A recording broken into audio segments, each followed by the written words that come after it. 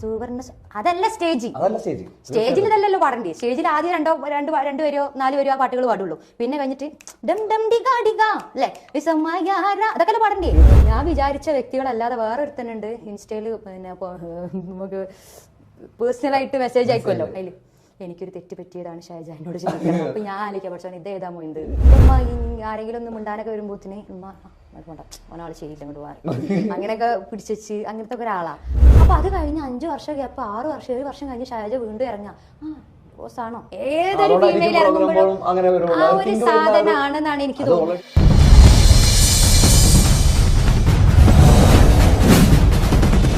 മുഹബത്തിൻ മുല്ലേ എന്റെ പ്രിയ സഖിയായി വിരിശത്തിൻ വിരുന്നായി എന്നിൽ നീ നിറഞ്ഞില്ലേ. ഒറ്റനോട്ടം കണ്ട നിന്റെ കൽവ് കണ്ട മാരൻ പിന്നും കിട്ടി നെഞ്ചിൽ തൊട്ട് ചേർന്നിട്ടുള്ള മാരൻ. ഒറ്റനോട്ടം കൊണ്ട നിന്റെ കൽവ് കണ്ട മാരൻ പിന്നും കിട്ടി നെഞ്ചിൽ തൊട്ട് ചേർന്നിട്ടുള്ള മാരൻ. ഇങ്ങനത്തെ അതായത് കുറച്ചും കൂടി ഒരു ഓൾഡിലേക്ക് ടച്ച് ചെയ്യുന്നുണ്ട്, ഈ പഴയ തനിമയിലേക്ക് ടച്ച് ചെയ്യുന്നുണ്ട്. അതിന് കാരണമുണ്ട്, അതിന്റെ മ്യൂസിക്കും ലിറിക്സും ചെയ്ത ആളുകൾ അങ്ങനെയാണ്. ഒരുപാട് ഹിറ്റുകൾ സമ്മാനിച്ച 2 പേരാണ്. അതെ. ഓക്കെ, അപ്പൊ ഷാജ ഇനി ഒരു പ്രധാനപ്പെട്ട ഒരു ക്വസ്റ്റ്യൻ ചോദിക്കാനുണ്ട്. കാരണം ഇപ്പോൾ പ്രോഗ്രാമുകൾ പറഞ്ഞ ഒരു മാസത്തിൽ എങ്ങനെയായാലും 20-25 പ്രോഗ്രാമിന്റെ അടുത്തോളം ഷൈജ ചെയ്തുകൊണ്ടിരിക്കുന്നുണ്ട്. എങ്ങനെ പോയാലും കുഴപ്പമില്ല, സീസൺ ആകുമ്പോൾ എന്തായാലും പരിപാടിയാണ്. പക്ഷെ ഇത് ഞാനൊരു കിംബതി കേട്ടതാണ്, കറക്റ്റാണെന്ന് എനിക്കറിയില്ല. ഇനി വേറെയുള്ള ബാക്കിയുള്ള ഒരു കിംബതി, അതായത് മറ്റുള്ള പാട്ടുകാർക്ക് ഷാജിനോട് ചെറിയൊരു ഈഗോ അല്ലെങ്കിൽ ഒരു ഇതുണ്ട് എന്നുള്ള ഒരു സംഭവം ഉണ്ടോ? നിങ്ങളുടെ ഭാഗത്തുനിന്നുള്ള എങ്ങനെയാണ് നിങ്ങളുടെ സൗഹൃദം മറ്റുള്ള സിംഗേഴ്സിനായിട്ട്? ഞാൻ കാണുമ്പോ എല്ലാവരും അയ്യോ എടീയാ അങ്ങനെയൊക്കെയാണ്. ഇതിന്റെ ഇടയിലുണ്ടോ പലരും ഫീൽഡ് ഔട്ടായി അങ്ങനെ എന്തൊക്കെയോ ഒരു സംസാര വിഷയങ്ങൾ നമ്മൾ പലപ്പോഴായിട്ട് കേൾക്കാറുണ്ട്. ഷാജിനെ ബാധിച്ചിട്ടുണ്ട്. വീണ്ടും തിരിച്ചു വന്നപ്പോ ഒരുപാട് പേരുടെ അവസരങ്ങൾ നഷ്ടപ്പെട്ടു എന്ന് പറയുന്നത് കേൾക്കുന്നുണ്ട്. അതൊക്കെ ഒരു ചോദ്യത്തിൽ എനിക്ക് പ്രസക്തി ഇല്ല. ചോദ്യം മറ്റേ ഇവിടെ താത്ത പറഞ്ഞ ചോദ്യത്തിന് പ്രസക്തി ഇല്ല. പിന്നെ അത് മാത്രമല്ല, ഇപ്പൊ നമ്മള് ഇപ്പം നിങ്ങളെ പേരെന്തേനി ഈ സുപ്പി എന്ന് പറഞ്ഞ വ്യക്തിന്റെ ലെവലിൽ നിൽക്കുന്ന കുറച്ച് ആളുകൾ ഉണ്ടാവും അല്ലേ? അതിന്റെ മുകളിൽ നിൽക്കുന്നവരുണ്ടാവും, താഴെ നിൽക്കുന്നവരുണ്ടാവും, അല്ലെങ്കിൽ അനദർ നമ്മളിപ്പോൾ ഒരു തട്ട് നമുക്കുണ്ടാവും. ഈ തട്ടിലുള്ള സിംഗേഴ്സിന് എല്ലാവരെയും ഞാൻ ഒരുപോലെ, നമ്മളെല്ലാവരും നല്ല കമ്പനിയാണ് നമ്മളെ തട്ടിലുള്ള ആളുകളായിട്ട്.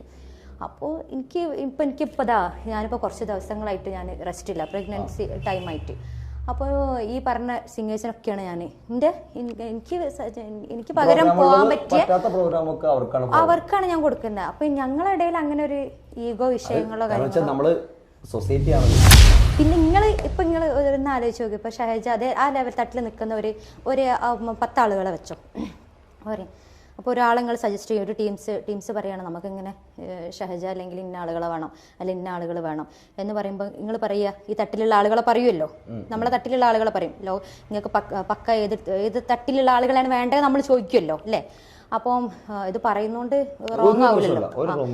അപ്പോൾ നിങ്ങൾ ഓരോരുത്തർ സജസ്റ്റ് ചെയ്യും. അതിലിപ്പോൾ ഒരാളെയാണ് തിരഞ്ഞെടുക്കുക അല്ലെങ്കിൽ 2 ആളുകളെ ഈ കാര്യം തിരഞ്ഞെടുക്കുക. അതിപ്പോൾ നമ്മളെ ബാധിക്കും, നമുക്കറിയില്ലല്ലോ.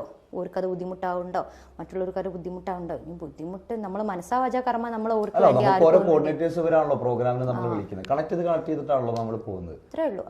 എനിക്ക് ആരുമായിട്ടും ശത്രുത ഇല്ല. ഇനി ആർക്കെങ്കിലും ഉണ്ടെങ്കിൽ